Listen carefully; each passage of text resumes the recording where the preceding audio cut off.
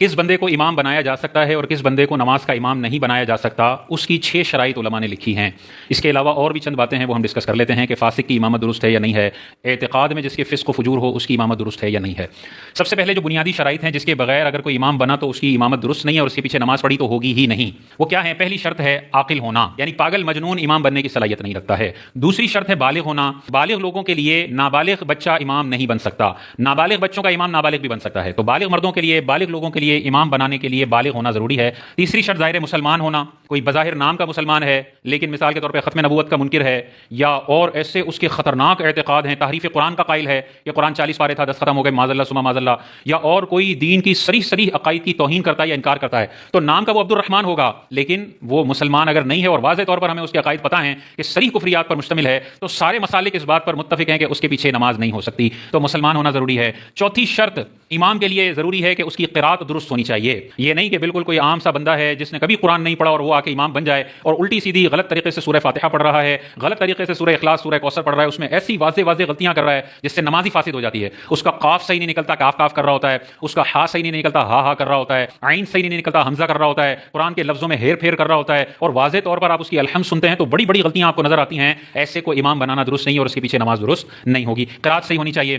पांचवी चीज यह है कि तंदुरुस्त बंदे का इमाम तंदुरुस्त ही बन सकता है, जिसको शरई उज़्र लाहिक हो वो तंदुरुस्त का इमाम नहीं बन सकता। जैसे मिसाल के तौर पर किसी को पेशाब के कतरात की बीमारी है और ये शरई माजूर है और इसका वजू बाकी नहीं रहता है, तो ये तंदुरुस्त लोगों का इमाम नहीं बन सकता है। हाँ, इसके जैसे बीमार पीछे खड़े हुए हों, इसको भी पेशाब के कतरे की बीमारी दूसरे को भी है, तो ये आपस में इमामत करवा सकते हैं क्योंकि दोनों मरीज हैं, पीछे तंदुरुस्त बंदा नहीं है। इसमें एक और चीज ध्यान में रखिएगा कि अगर कोई बंदा रुकू और सुजूद कर सकता है लेकिन खड़ा नहीं हो सकता, यानी जमीन पर बैठकर नमाज पढ़ता है, रुकू झुक के करता है, सजदा और सही तरीके से करता है, तो इसके पीछे खड़े बंदे की नमाज दुरुस्त है। ठीक है, पीछे सब खड़े हुए हों और ये जमीन पर बैठा हुआ हो और रुकू और सुजूद सही तरीके से कर सकता हो, तो माजूर बंदे के पीछे खड़े हुए बंदों की नमाज बिल्कुल दुरुस्त हो जाएगी। लेकिन इसका अगर हम और देखें कि वो सजदा और रुकू नहीं कर सकता, खड़ा रह सकता है लेकिन जब सजदे की बारी आती है तो वो कुर्सी पर बैठ जाता है और सजदा इशारे से करता है, इसके पीछे खड़े लोगों की नमाज नहीं होगी।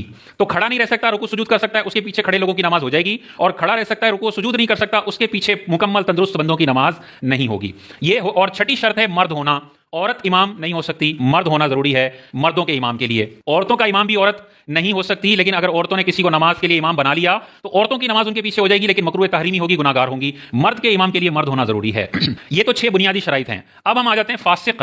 फासिक के पीछे नमाज दुरुस्त है या नहीं, फासिक को इमाम बनाना दुरुस्त है या नहीं। फासिक कौन होता है? जो गुनाह कबीरा करे या गुनाह सगीरा पर इसरार करे, बार बार गुनाह सगीरा करे बगैर तौबा के, तो ये बंदा फासिक कहलाता है। फासिक की फिर 2 अक़साम बनती हैं, फासिक मुअलिन और फासिक गैर मुअलिन। मुअलिन मतलब एलानिया तौर पर गुनाह करने वाला, गुनाह कबीरा या गुनाह सगीरा पर इसरार करने वाला।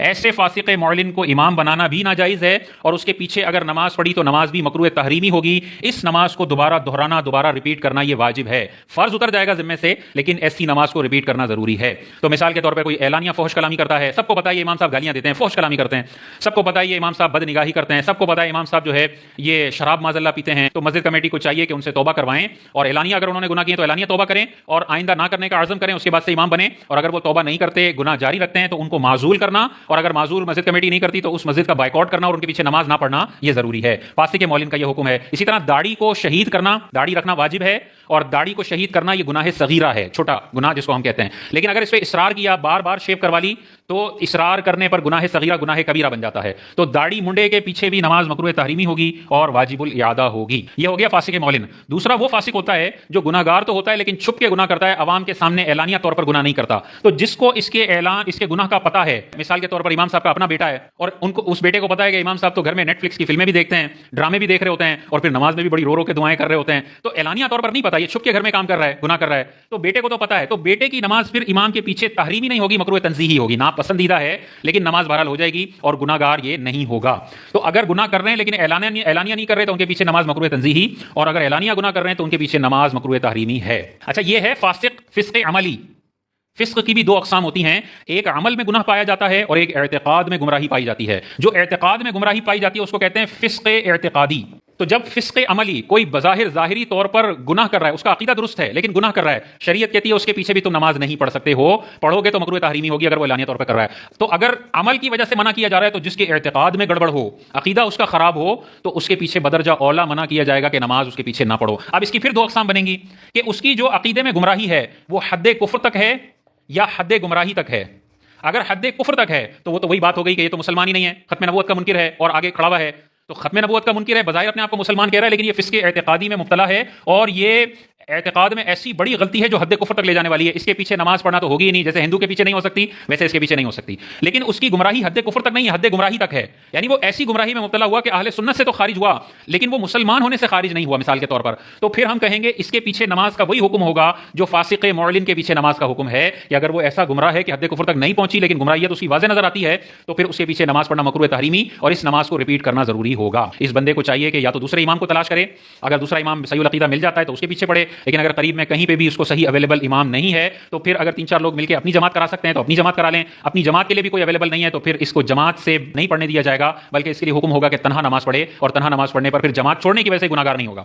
لیکن دو مسجدیں ساتھ ساتھ ہیں، قریبی ہیں، ایک میں گمراہ امام ہے، قراتیں خراب کرتا ہے اور دیگر اس میں خرابیاں ہیں، اور ایک میں صحیح العقیدہ امام ہے، تو پھر لازم ہوگا کہ صحیح العقیدہ امام کے پیچھے پڑھو، گھر میں نہیں پڑھ سکتے، جماعت واجب ہے۔ لیکن قریب میں یہی خرابیوں والا امام ہے اور باقی مسجد 5 کلومیٹر 4 کلومیٹر دور ہے اور بار بار جانا بہت مشکل ہے، تو پھر بندہ اپنی جماعت کروا لے یا گھر میں تنہا پڑھ لے۔